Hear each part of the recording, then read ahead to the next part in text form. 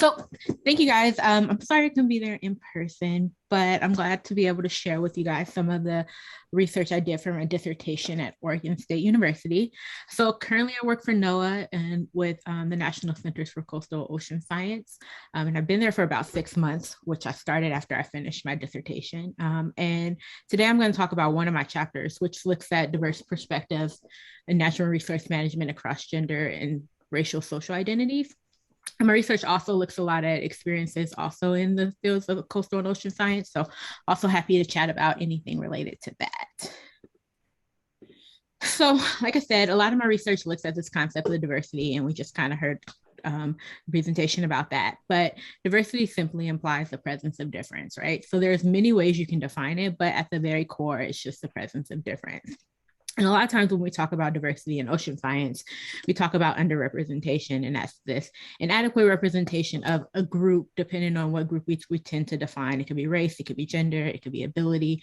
There's a ton of different ways you can identify different social identity groups, but it's saying that there's an inadequate representation compared to their US population.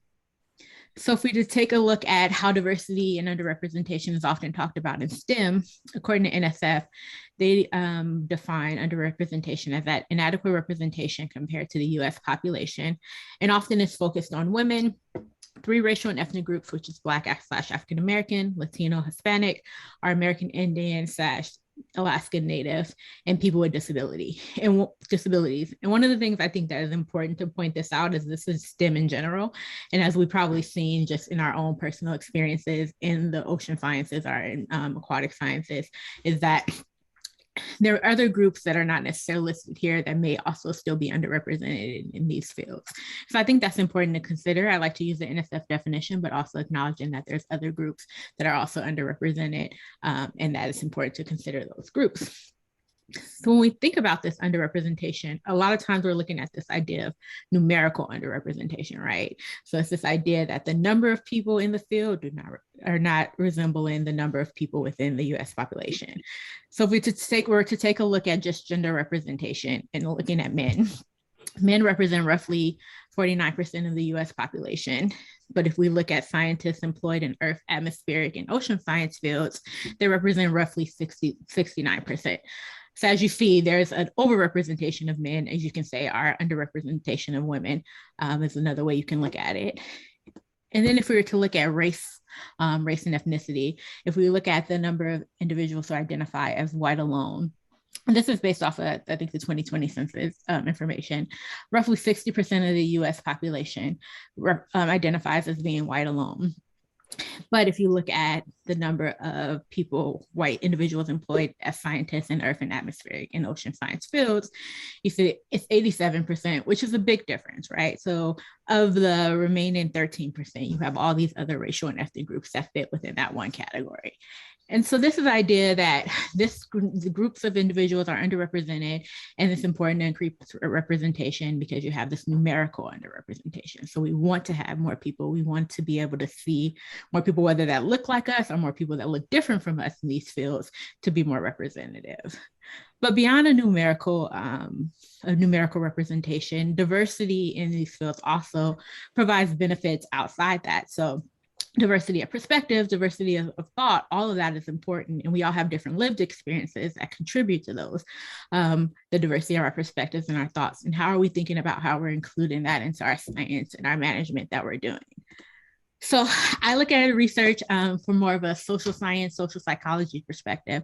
And so I looked at, for this chapter, we looked at deep level diversity, which relates to the differences in our cognitive framework, our values, and our perspectives across different identities, right? So it's this idea that moving beyond just what we look like, we're looking at how we think about things different and how that can contribute to a better scientific field, better science, or whatever it is that we want to look at. And so what I look at from my research is concept of mental models, which I won't get into, try not to get too much into it, but it's this idea of these cognitive structures that represents individuals' understanding of the world, and they include our beliefs, our assumptions, and influence our behaviors and decisions. So whenever we're doing anything, we create these mental models in our head, and they're representative of information and structure of how we store knowledge. So within a mental model, you have mental objects, which represents the stored pieces of information that we have based on our based on our stored pieces of information. And then we have the mental model structure, which is the relationships we perceive with these groups. So for example, if I was to think about the EPP forum, one of my mental objects may be LMR-CSC because I was an LMR-CSC student. Or I may think about the forum, the last forum I attended was in DC. So that's a mental object I have. And then I create how I connect that. So LMRC, DC, EPP, that's within my structure, my mental model of how I think about the EPP forum. But so the way we think about these things can contribute to differences of how each person has their own mental model and their own content and their own structure. And we think about objects and things differently. So what I wanted to look at from my research was how does the perceptions of management of natural marine resources differ across social identity groups? And the social identity groups I looked at were race and gender, which is two social constructs, and people are grouped within those groups. And I wanted to see, my hypothesis was that the mental models of natural resource management of white marine and fishery science professionals, the represented group, would be different and with different content and structure for the mental models of underrepresented groups. And so I did two comparisons, white men and women, and then white men and underrepresented racial and ethnic groups. And everyone for this everyone for this study all self-identified. So I didn't go and like put categories on people. They were able to pick what they identify for their race and gender, and so on. And so I used a method called conceptual content cognitive mapping, which uses prompts and predetermined concepts to elicit those mental models. So we use prompts and predetermined words to get out what those mental models are in individuals when they think about this concepts. And so for my sampling, I focused on marine and fishery science professionals. For this part of my research, I excluded students because I wanted to see people who were actually in the field, not saying students aren't, but who are established in the career. The participants self-identified their gender and race.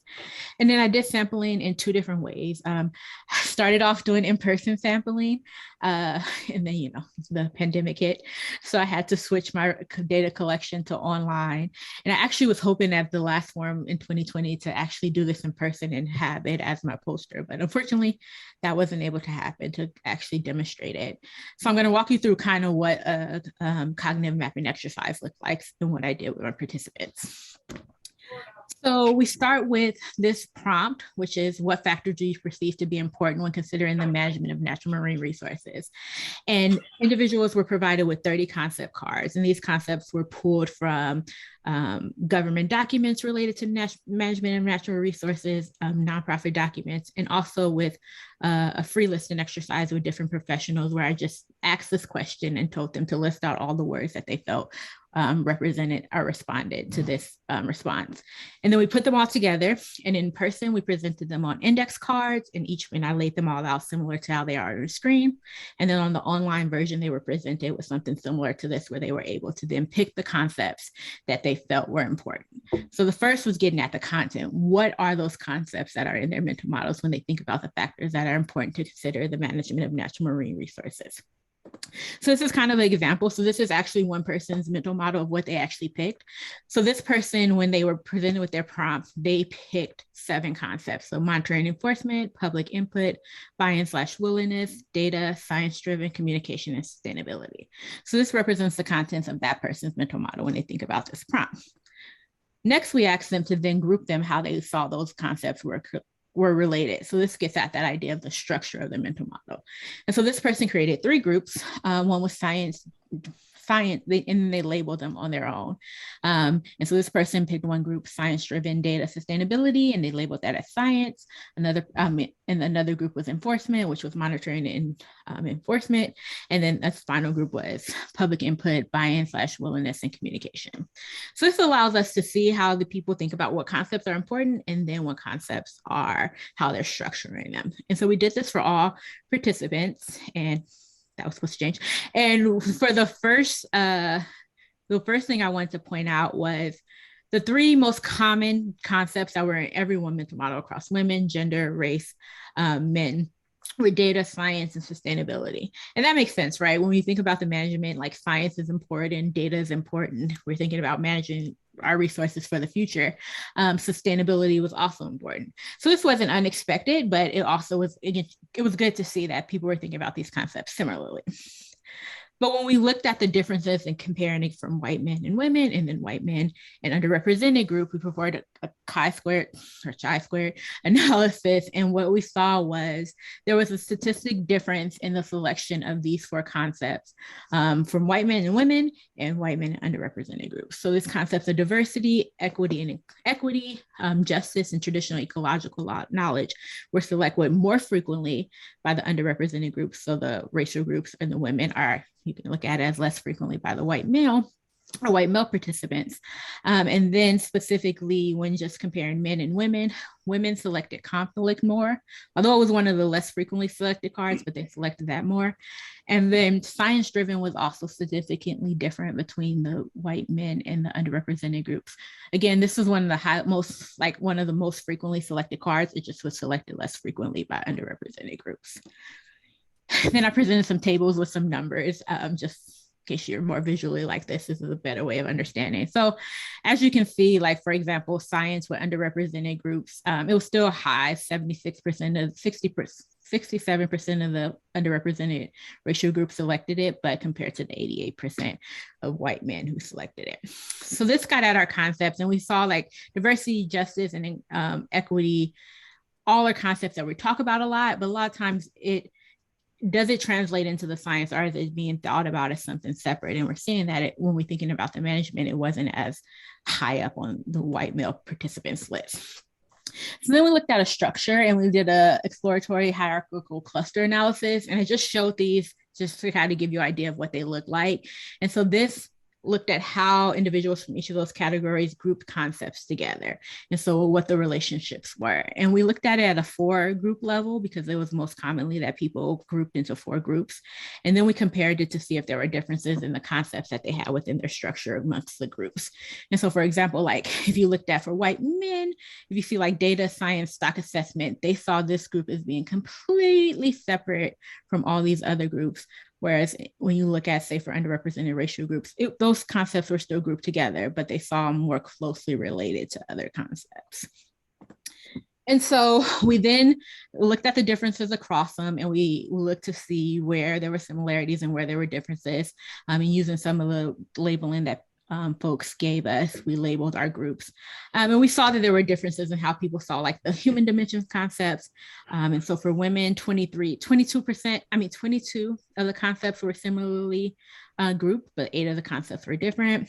And then for underrepresented racial groups, there was less similarities amongst underrepresented groups and white males, where 17 of the concepts were similar, but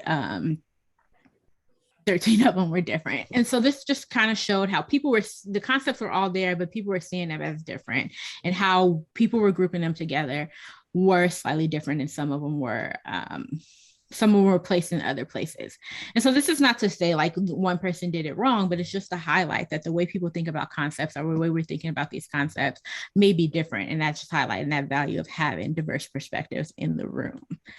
And so supporting my hypothesis, we found that while there were similarities in the mental models around the management, there were differences that were observed, specifically around those concepts related to diversity, equity, justice, and traditional knowledge, and how we think about what type of knowledges we have and we use within our research, who can be in the room, who are we prioritizing, what type of concepts, especially with management where we're dealing with communities and different people. How are we thinking about those concepts of diversity, justice, and equity? And if the people who are making the decisions who are in the room aren't thinking about those concepts, are we actually meeting our goal of having a more inclusive strategy, or making sure science is inclusive? And so while findings suggest that differences exist across social identity, highlighting one potential value of diversity, diverse perspectives really will not benefit the management process without an intentional opportunity for expression and meaningful participation. So, right, we can have as many diversity and inclusion initiatives as we want. We can get as many people to be a part of the bubble, but if we're not actually incorporating their perspectives into the management decision-making process, we're still not getting at that idea of inclusion that a lot of times we talk about when we talk about diversity. We're getting them there, but if we're not including them into the decision-making process, are we actually meeting our goals?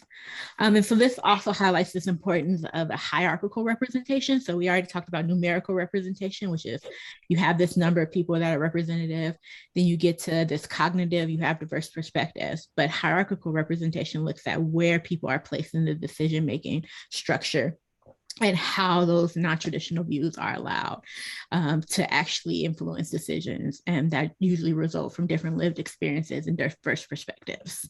And so also just realizing that we also have a diverse group of stakeholders, so making sure that people are able to see themselves and have their perspectives represented in those decision-making bodies. And so this is just one of my chapters that we worked on. I will stop there and do my acknowledgements, but just highlighting that importance of diversity through a cognitive level. And I will take any questions after that. Thank you so much. Thank you so much, Brittany, for joining us and for that great talk. I'd like to congratulate you on moving from the CSC on into NOAA. It's one of the interesting things about such a prolonged planning of the event is actually had you listed the different affiliation. We have time for one question, but I'm sure Brittany would be happy to entertain additional questions, possibly via the chat for those joining virtually or through or email. So do we have a question either online or in the audience, Brittany? Sure, yeah, please. Brittany, let me know if you can't hear the question, but I believe you should be able to. Did you look at like how did people prioritize the various selections they had? Oh, can you repeat the last part? How did they prioritize? The selections that they chose? Yeah, so we did look at, we had them select them and we had them group them. We did have them rank where their groups were, but what we found was, and it could possibly have been because of the online platform, so we didn't look into it too much, is that a lot of people would rank them all the same ranking. It would be like they're all equally important. And so we couldn't tell because it wasn't in person. We were able to talk through it with them about why they picked those rankings, but for the online version, because I wasn't there actually talking with the folks, I didn't know if it was just like at the end of the survey, now you're just ranking everything one, or if that was actually how we ranked it. And it was anonymous, so we couldn't go back and do that follow-up. So there wasn't much difference. There were some people who would actually be like, okay, this is number one, this is number two, this is number three, these are the same. But it was our final question. And so we thought it may possibly be burnout for the online version. So we did not analyze that data, but we do have it. But a lot of people said they all were equally important. There wasn't a lot of variation in the ranking. Thank you so much, Brittany. Our next speaker is in the room. So Brittany, if you could do the stop share button on your window.